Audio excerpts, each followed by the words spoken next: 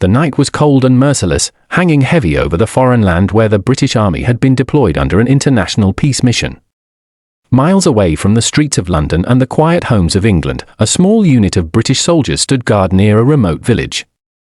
They were there to protect civilians, to hold a strategic route, and to represent the honor of the Crown. Captain James Carter adjusted his helmet and looked across the dark horizon. Years of service had taught him one truth: silence before war was never peace. Something was coming. The men sensed it too. Private Daniel Hughes, only 21 years old, clutched his rifle tightly. Back home in Birmingham, his mother believed he was safe, training, learning discipline. She didn't know her son was about to face the longest night of his life. At exactly 11:47 p.m., the first explosion shattered the silence. The ground shook violently as enemy fire rained down on the British position. Dirt, smoke, and debris filled the air. Alarms blared. Radios crackled with overlapping commands. Enemy contact. All units, defensive positions. Captain Carter shouted. The attack was sudden and brutal. Enemy forces poured in from the hills, well-armed and determined. They outnumbered the British unit heavily, and within minutes, visibility dropped to almost nothing. Despite the chaos, the British soldiers moved with precision. Training kicked in. Each man knew his role. Sergeant Liam O'Connor, a veteran with years of combat experience, led his squad toward the eastern flank. His voice remained calm even as bullets flew dangerously close. Stay tight. Watch your sectors, he commanded. Nearby, a British armored vehicle took a direct hit. Flames erupted, lighting up the night sky. 2 soldiers were trapped inside. Without waiting for orders, Sergeant O'Connor sprinted toward the burning vehicle. Heat scorched his face. Ammunition inside threatened to explode at any second. Cover me, he yelled. Bullets struck the ground around him, but he reached the vehicle, pulled one wounded soldier out, then went back again, dragging the second soldier to safety moments before the vehicle exploded behind him. He collapsed from smoke inhalation, but both soldiers were alive. Medic. Medic echoed through the smoke. Meanwhile, Captain Carter assessed the situation. Communications were failing.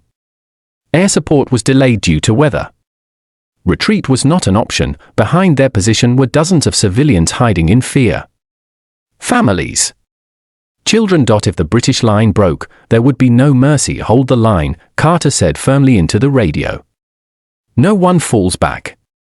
Private Hughes found himself face to face with an enemy fighter at close range. His hands trembled, fear flooding his body. For a split second, he froze, then he remembered his training. He remembered why he was there. He fired. The moment changed him forever. The fighting continued relentlessly. The enemy pressed harder, attempting to overwhelm the British defenses. Ammunition ran low. Several soldiers were wounded. Fatigue weighed heavily on every man. Still, no one gave up. At 3:20 a.m., the enemy launched their strongest assault yet. Mortars fell dangerously close. The British position was on the brink. Captain Carter stood up from cover, mud and blood on his uniform, and looked at his men, tired, wounded, but still standing. This is it, he said calmly. We stop them here. He gave the order few expected but all understood. Fix bayonets. Steel clicked into place. The soldiers stood shoulder to shoulder, united not by fear, but by purpose. They charged forward through smoke and fire with a roar that echoed across the battlefield. The enemy did not expect such resistance. British discipline, courage, and coordination turned the tide. The enemy line broke under the unexpected counterattack.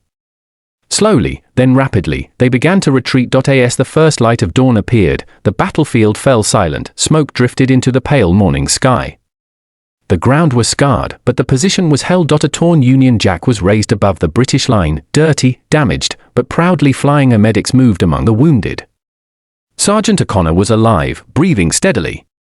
Private Hughes sat quietly, staring at the horizon, no longer a boy, but a soldier. Captain Carter removed his helmet and looked at his unit. Well done, he said softly. Britain stands. Later, no cameras would capture this moment. No headlines would tell the full story.